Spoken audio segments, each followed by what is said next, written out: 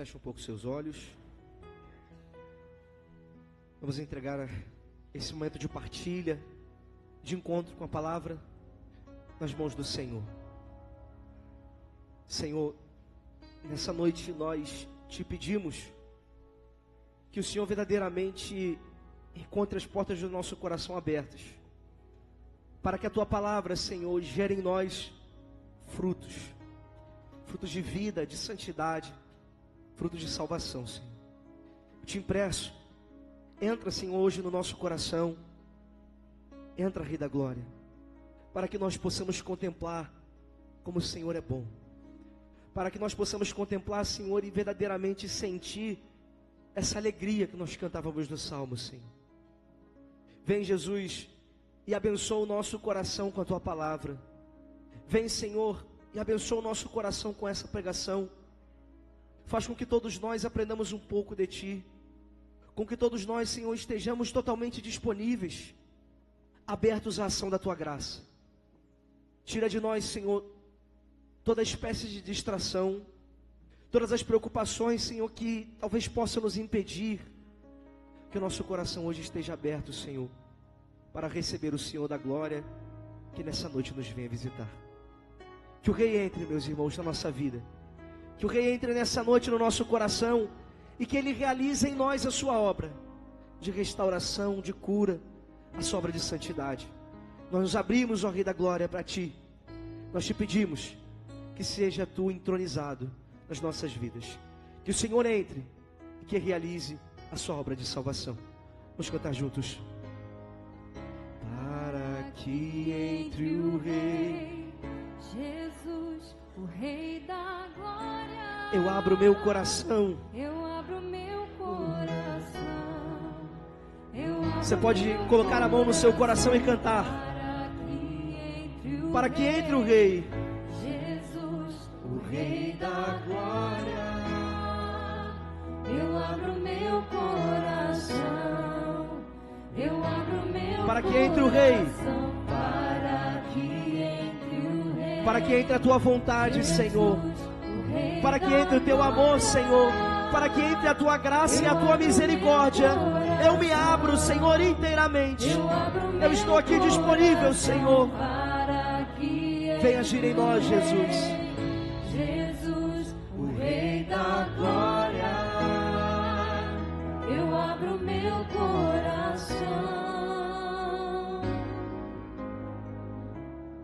A cruz sagrada seja minha luz, não seja o dragão meu guia. Retira-te, Satanás. Nunca me aconselhe as coisas vãs, é mal que tu me ofereces. A cruz sagrada seja a minha luz, não seja o dragão meu guia. Retira-te, Satanás. É mal que tu me ofereces. A cruz sagrada seja a minha luz, não seja o dragão meu guia. Nunca me aconselhe as coisas vãs, mal que tu me ofereces. Amém.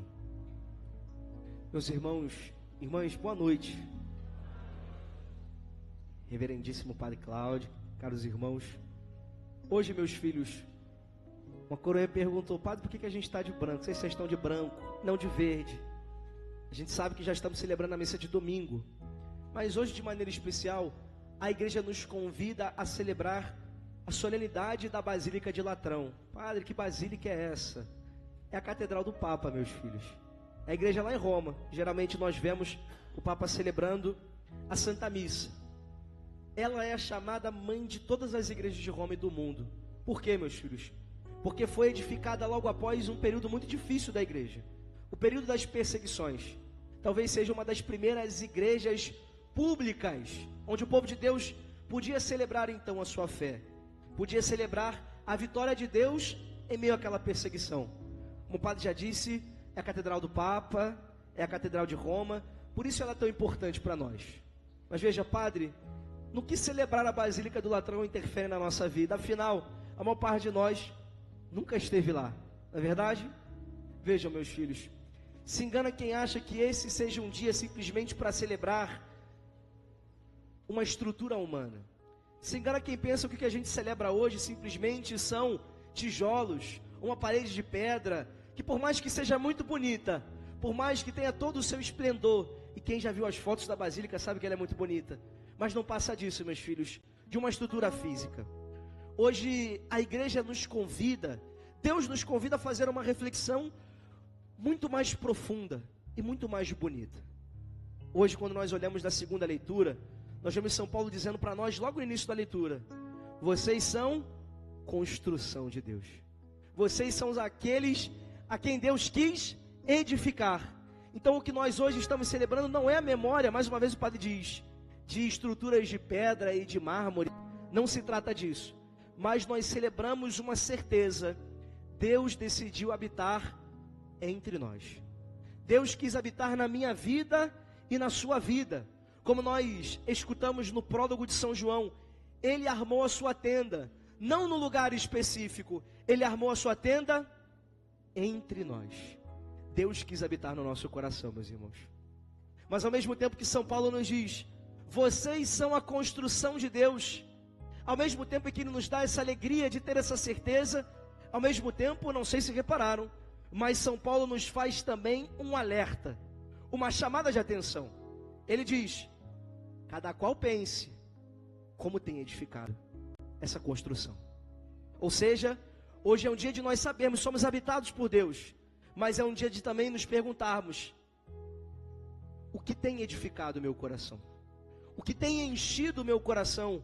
O que eu tenho colocado dentro de mim, no lugar do Santo dos Santos? O que eu tenho colocado como sentido da minha vida, como prioridade do meu coração? Quem realmente tem sido entronizado na minha vida? De algum modo, meus filhos, isso a gente experimenta também na biologia. Nós vamos nos tornando aquilo que nos alimenta, certo? Se a gente come muita salada, muita comida saudável, a gente se torna... Eu acho que o povo está dormindo, Padre Cláudio. A gente se torna saudável. Mas se você só se alimenta de porcaria, você vai se tornando, não você, no caso o seu corpo, também vai ficando doente, criatura. Não é verdade? Então, meus filhos, é um dia da gente se perguntar, o que tem preenchido a minha vida? O que tem edificado o meu coração? Quem eu tenho adorado no meu santuário interior? São Paulo continua nos alegrando. Vocês são templos de Deus. Vocês são morada do Espírito Santo. E como a gente gosta de dizer isso, não é verdade? Espírito Santo habita em mim. Nós dizemos isso e nos sentimos muito especiais. E nós realmente o somos. Mas vejam, embora ter a habitação de Deus dentro de nós seja uma grande alegria, o padre gostaria de dizer para você, também é uma grande responsabilidade. E aqui a gente pode olhar para o tempo de Jesus, relatado no Evangelho, o modo como aqueles homens estavam tratando o templo do Senhor. E se a gente não toma cuidado, meus filhos, o templo também nosso, o templo do nosso coração vai sendo pouco a pouco corrompido. Nós somos capazes, podemos cair no grande perigo de profanar a casa de Deus. Nós corremos o grande perigo de fazer como aqueles homens, de transformar o templo do nosso coração um templo de qualquer outra coisa, menos um templo de adoração. Muitas vezes o nosso coração se transforma num comércio, se transforma num lugar somente de interesses humanos. Nós muitas vezes vamos nos enchendo de coisas que não deveriam estar no templo do nosso coração. A gente se enche de rancor, de mágoa, a gente profana o coração com tantos pecados e vícios. E vejam, eu gostaria, pode depois já retomar isso, mas eu gostaria que você gravasse uma coisa no seu coração. A nossa infidelidade, meus filhos, porque muitas vezes a gente não leva muito a sério, ela pode nos fazer perder a glória. Gravaram? A nossa infidelidade pode nos fazer perder a glória. Hoje Jesus, diante de toda aquela profanação, nós vemos o Senhor preparando o chicote. E quando o chicote ficou afiado, Ele começa a botar aquelas pessoas para correr. Junto com bois, com as ovelhas, junto com o dinheiro, foi tudo para o chão. Os pomos, eu acho que Jesus ficou com pena. Falou, não vou destruir não, eles vão voar. Leva esse troço daqui. Mas vejam, que a gente não pense que esse gesto de Jesus é um gesto de alguém descompensado, porque não se trata disso. Jesus não era um descontrolado, muito menos alguém impulsivo. A purificação do templo, meus filhos, coisa que a gente está meditando hoje no Evangelho, na verdade se trata de um sinal profético. Como assim, padre? Nesse gesto de Jesus, Ele está nos corrigindo. De algum modo, Ele está nos ensinando aquilo que nós devemos aprender. Mas você pode dizer, padre, por que tinha tanta coisa naquele templo? Não é verdade? A gente chega na igreja e não tem boi vendendo no templo, não é? Só temos a nossa cantina, mas que fica do lado de fora. Mas não tem boi, não tem ovelha, não tem nada disso vendendo. Já se perguntaram por que essas coisas estavam dentro do templo? Já? Sim ou não? Não, né, meus filhos? Isso faz parte do modo como o povo de Deus cultuava o Senhor naquele período. Vamos pensar que os sacrifícios naquela época eram sacrifícios de animais. Vamos pensar também que naquela época só existia um único templo para toda a fé judaica. E as pessoas vinham de muito longe. Nós sabemos que quando Jesus, ainda criança, fez esse trajeto, levava-se alguns dias até a chegada em Jerusalém. Então as pessoas caminhavam muito para chegar. Não dava para carregar um boi, uma vaca, não dava para carregar uma ovelha, ou mesmo uma pomba por 3 dias. Não era assim. Por que então existiam esses animais? Era um modo de os sacerdotes ajudarem o povo de Deus a realizarem o seu sacrifício ao Senhor. É como se a gente precisasse oferecer o sacrifício e os sacerdotes pensassem, eu vou oferecer ao povo de Deus, aos peregrinos, toda a estrutura necessária para que eles pudessem cultuar. Mas por que tinha moeda? Por que tinha câmbio? Você está ligado também às moedas que eram do imperador? Isso não vem tanto ao caso. O que importa é saber que aquelas coisas estavam lá unicamente para que servissem de ajuda na adoração. Mas pouco a pouco, meus filhos, aquilo que começou para auxiliar o povo de Deus foi se transformando, na verdade, numa forma de ganhar dinheiro. Aquilo que tinha nascido como um modo de ajudar o povo de Deus a oferecer o seu sacrifício foi corrompido e começou a servir a ganância das pessoas, a ganância dos seus sacerdotes. Ou seja, aquilo que se tinha criado para adorar o Senhor, na verdade foi tudo mudado. Deus aqui está sendo usado, não mais os sacrifícios. Deus está sendo usado para que eles consigam aquilo que eles querem. Por isso a situação é tão grave, meus filhos. Por isso a situação é tão ruim. Mas vejam, esse não era um problema só do tempo de Jesus. Esse era um problema recorrente da fé de Israel, já condenada pelos profetas em tantas e tantas vezes. Ou seja, o perigo de nós apresentarmos diante de Deus, e aqui falando dos sacerdotes, somente um culto exterior. Na medida em que estavam preocupados somente com o dinheiro, meus irmãos, já não tinha o desejo de estar na presença do Santo dos Santos. A única preocupação era somente enriquecer. E então os profetas diziam, esse povo me honra com os lábios, mas o coração está distante. Está honrando com os lábios, eles vêm apresentar a oferta, eles vêm apresentar o sacrifício, mas o coração está tão distante, o coração está tão hipócrita, o coração está tão vazio, que o culto de um modo geral se torna também vazio. De algum modo, meus filhos, tudo vai se tornando também vazio. E num dado momento da história de Israel, nós chegamos a tal ponto de uma perdição da fé. O povo de Deus estava tão perdido, os sacerdotes estavam tão perdidos, e Deus tentando salvar, mandando os profetas e dizendo, vocês têm que mudar essa direção de vocês, vocês têm que mudar o modo como vocês rezam, isso não está certo, não está legal, não está santo. E o povo de Deus insistindo no erro, até que Ezequiel tem uma visão, meus filhos. O profeta Ezequiel, ainda antes do exílio da Babilônia, tem uma visão, lá no capítulo 10, da glória do Senhor que vai deixando o templo. Isso era um modo de Deus dizer que aquele sacrifício não estava agradando, que de algum modo aquela relação não estava tendo a sua manutenção, que de algum modo Deus não aceitava a adoração daquelas pessoas, porque aquela adoração não estava sendo limpa. Então a gente pode voltar para o evangelho de hoje e voltar para o sinal que Jesus realiza. Depois que Jesus pôs tudo abaixo, então aqueles homens olham para Jesus e perguntam, qual é a autoridade que o Senhor tem para fazer essas coisas? E parece que a resposta de Jesus, e muitas vezes no evangelho de São João a gente tem essa impressão, como se a resposta de Jesus na verdade não respondesse nada. Parece uma resposta sem sentido. Qual é o sinal que o Senhor está mostrando para realizar esses sinais? Qual é a autoridade? Jesus diz, olha, destruí esse templo e eu vou reconstruir em 3 dias. O que isso significa, meus filhos? O que significa esse sinal de Jesus? E por que ele é tão importante para nós? Vejam, esse sinal de Jesus não era só uma resposta àquilo que eles estavam vivendo, mas era também, o padre disse, um sinal profético da realidade que ele estava inaugurando. Jesus, por meio desse sinal, estava anunciando que aquele templo, ele não seria mais importante. Que a história daquele templo haveria de passar. O templo antigo chegou ao fim, o tempo dele passou. De algum modo, Jesus estava anunciando que a partir dele viria um novo templo. E junto ao novo templo, um novo culto. Um novo momento na história. O templo que importa já não é mais o de pedra. Os sacrifícios que importam já não são mais os de animais. Quando Jesus diz que eles vão destruir, ele está se colocando como aquele que será sacrificado. Ele é o novo templo. Ele é o lugar onde nós, homens e o Senhor haverão de se encontrar. É nele que o culto verdadeiro será então instaurado, meus filhos. E é por isso que ele diz para a samaritana, no mesmo evangelho de São João, que já não importa adorar em Jerusalém ou em Samaria, o que importa agora, a partir desse novo tempo, é adorar em espírito e em verdade. Se aquele antigo templo se transformou simplesmente numa casa de comércio, ou como os evangelhos sinóticos vão dizer, num covil de ladrões, este novo templo será na verdade um sinal, um lugar de cura.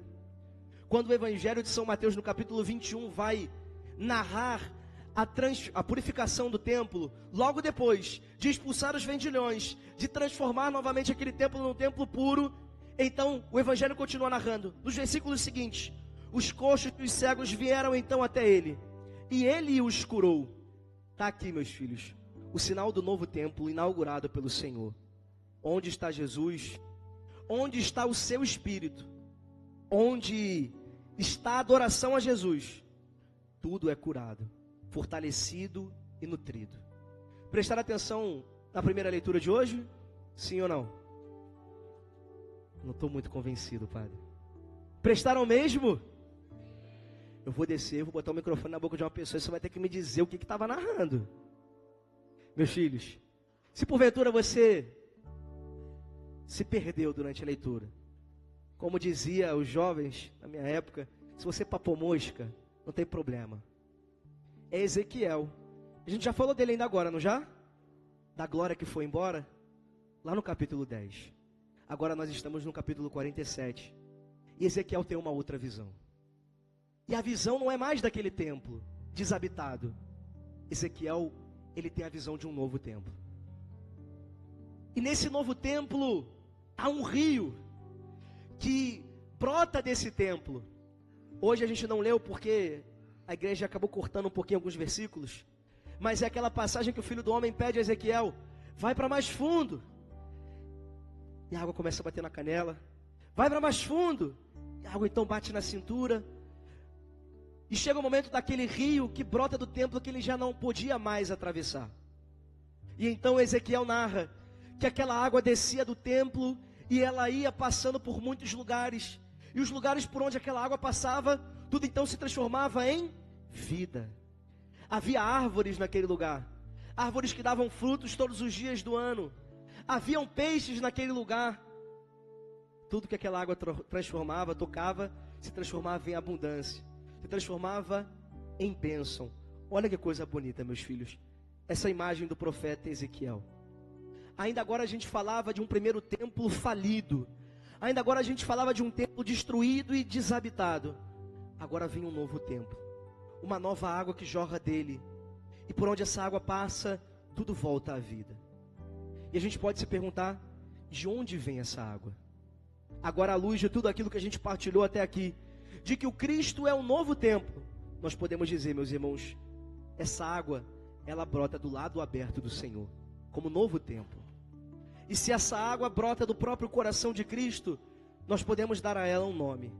Essa água que traz vida a todas as coisas, que faz com que tudo volte à sua saúde, essa água se chama Espírito Santo. Água que purifica, que cura, que dá fecundidade, mesmo a terra que parecia totalmente árida. De algum modo, quando eu lia essa imagem do antigo templo desabitado, e a glória do Senhor que volta a habitar, dando fecundidade a esse novo templo, eu me recordava da profecia de Ageu, Padre. Quando no capítulo 2 ele vai anunciar que a glória da última casa será maior do que da primeira. E aqui o Padre já começa a ir se preparando para a gente rezar, meus filhos. Vejam bem, Deus nos fez viver ao longo desses dias aos pés dele. Nos trouxe nesse cerco de Jericó. E eu creio que essa palavra que hoje nós lemos é como se nosso Senhor estivesse proclamando também sobre a nossa vida um novo tempo. Deus está hoje proclamando essa nova glória sobre nós, meus irmãos. De algum modo Deus quer que essa água que traz vida a todas as coisas também toque a nossa vida. A gente, como já fez ao longo da homilia, pode olhar para dentro de si e pensar, talvez você tenha chegado aqui com um coração sitiado por muitas coisas, como o templo estava no dia de Jesus. Talvez o seu coração chegou aqui cercado por medos, talvez o seu coração chegou aqui destruído por pecados, por feridas, por rancores. Talvez o seu coração estivesse tomado por muitos ladrões. Talvez a falta de oração já tivesse tomado a sua vida, o desânimo. Talvez no seu coração também a adoração estivesse cessado, como no tempo de Jesus. Mas a gente começou cantando e isso foi simbólico no início da homilia. Que entre o Rei da Glória. Deus deseja ser reentronizado em nós, meus irmãos. Hoje Ele deseja ocupar, de algum modo, novamente em nós, o Santo dos Santos. Deus deseja nos purificar e nos curar e restaurar esse templo que um dia foi ferido, meus irmãos, por tantas situações que vocês conhecem. Isso vai muito de encontro àquilo que eu senti ao longo desses dias. A gente está lá fora atendendo o povo de Deus, está rezando, está ouvindo as homilias de algum modo, vem para participar do final da adoração. E o que Deus tocava muito no meu coração ao longo desses dias é que a obra que Ele tem realizado não está fora da gente. As maiores obras que Deus realizou nesse cerco não estava fora, não está nas muralhas que caíram do lado de fora da gente. Mas a maior obra que Ele tem realizado ao longo desses dias é a obra que Ele está fazendo no nosso coração. Deus tem reconstruído o templo, meus filhos. Deus tem restituído a alegria e a esperança no coração de muitos irmãos. Deus está restituindo novamente a vida e a verdadeira adoração. Esse cerco de Jericó é um tempo de deixar que Deus reedifique de novo o nosso templo arrasado. É tempo de deixar que aquela Shekinah, que a glória do Senhor volte a habitar em nós, meus irmãos. É necessário voltar novamente o coração para Ele, voltar novamente e dar a Ele o espaço que é dele. É o tempo de voltar a confiar, a adorar e a render-nos novamente diante do Senhor. Porque vejam, quando nós adoramos e quando esse Senhor habita o nosso templo, então essa água nos toca abundantemente. E quando essa água nos toca, tudo volta a viver. E a gente pode encerrar dizendo que não há secura que Deus não seja capaz de transformar. Não há ferida que Deus não seja capaz de curar. Não há tristeza, não há nada que Deus não possa mudar na nossa adoração. E qual era a música que a gente cantava todos os dias do cerco? Qual era a canção? Vocês gravaram? A canção tema do nosso cerco? Enquanto eu te adoro, Senhor, o Senhor vai me curando. Enquanto eu te adoro, Senhor, o Senhor vai restituindo. Enquanto eu te adoro, o Senhor vai realizando em mim aquilo que eu mesmo não sou capaz de fazer. Vamos terminar esse momento, meus irmãos, fechando um pouco os nossos olhos.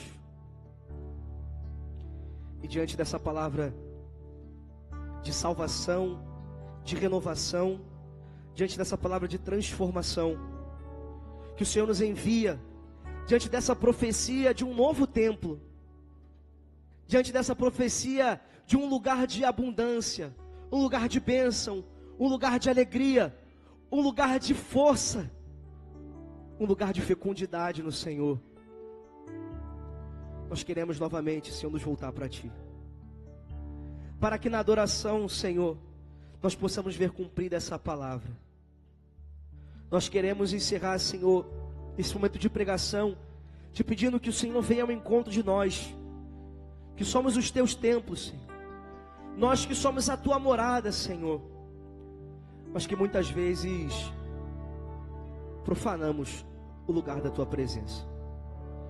Senhor, nós queremos nessa noite te pedir perdão por todas as vezes em que nós cessamos a nossa adoração, por todas as vezes que nós colocamos outras coisas no nosso coração, por todas as vezes que os medos, que as incertezas, por todas as vezes que o desespero, Senhor, que as decepções, por todas as vezes que os nossos pecados nos impediram de continuar em adoração, por todas as vezes, Senhor, que as nossas fraquezas, enfim, Senhor, que a nossa desistência fez com que o nosso coração fosse profanado. Nós somos os teus templos, Senhor. Nós somos o lugar onde Deus decidiu fazer a sua glória. Nós somos o lugar, Senhor, em que o Senhor decidiu habitar. Por isso eu te peço nessa noite, Senhor, enquanto nós estamos aqui em adoração a Ti, Tu que és o Santo dos Santos, reentroniza a Tua presença no nosso coração, Senhor. Faz com que nós, Senhor, deixemos de ser um templo arrasado, um templo vazio, Senhor, e que novamente voltemos a ser esse templo fecundo, esse templo cheio de vida, esse templo abençoado pelo Senhor. Vem, Senhor, e quebranta o nosso coração, que tantas vezes se transforma num coração de pedra, Senhor. Quebranta, Senhor, toda a dureza do nosso coração, quebranta e tira de nós tudo aquilo que tem nos impedido de continuar a adorar. Tira de nós, Senhor, todas as nossas hipocrisias, todas as máscaras, Senhor, todas as mentiras. Limpa, Senhor, o templo do nosso coração, que a água viva do Teu Espírito Santo hoje nos liberte de tudo aquilo que tem nos feito viver ainda como terra arrasada. Vem, Senhor Jesus, e de fato liberta o nosso coração, para que seja um coração novamente cheio da Tua glória, como o coração da Virgem Maria. Vem, Senhor, para que nós possamos vivenciar essa alegria de um coração que encontra o Senhor. Nós te entregamos, Jesus, a cada um de nós. Nós somos os Teus templos, Senhor. Nós somos a Tua morada. Por isso vem, Senhor, enquanto nós Te adoramos, reconstrói-nos. Enquanto nós Te adoramos, Senhor, cura-nos. Enquanto nós Te adoramos, Senhor, limpa este templo, transforma este templo, muda este templo, Senhor, para que seja novamente um lugar da Tua glória, para que seja novamente um lugar da Tua presença, Senhor. Eu sei que o cerco passa, mas eu peço que a Tua presença permaneça. Eu sei, Senhor, que esses dias passam, que são extraordinários, mas que a Tua presença não saia de mim, Senhor, que a adoração não cesse em mim, Senhor, que nada pare o meu louvor, que nada pare o meu clamor, que nada pare a minha adoração, a fim de que eu possa vivenciar essa profecia de Ageu, de que a glória da segunda casa, a glória da segunda casa será ainda maior, que a vitória da segunda casa será ainda maior, Senhor. Eu proclamo um tempo novo, Jesus, sobre toda a nossa igreja. Apoiado na Tua palavra, Senhor, eu proclamo sobre o nosso coração um tempo novo, Senhor, onde a adoração voltará a ser verdadeira, onde a nossa oração voltará a tocar o céu, onde o nosso coração voltará a nos unir com o Senhor de uma forma nova, Senhor. Eu proclamo um tempo de intimidade, Senhor, no nosso coração e na nossa vida, um tempo, Senhor, de nos unirmos novamente a Ti, de modo que nada mais possa nos separar, Senhor. Nós queremos Te pedir, Jesus, que nessa experiência de adoração nós possamos experimentar, Senhor, cada dia mais os Teus milagres.